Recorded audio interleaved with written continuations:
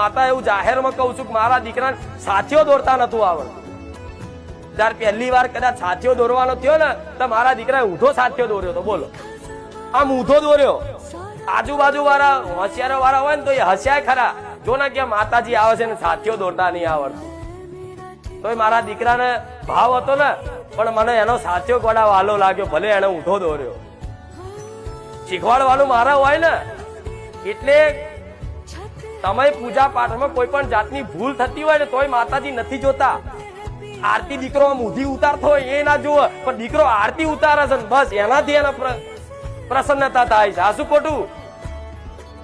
હું તો કઈ જો ભાવ હોય ને તો ગોડા નયા વગર તે માતાને જઈ આગળ દીવાબત્તી કરો ને તો એના અભરશેટ નહીં અડતી. પણ આવું કહું તો ગોડા નયા વગર ચાલુ કરી દે બધાય. પણ આ તો ભાવની વસ્તુ છે, ભાવની વસ્તુ છે.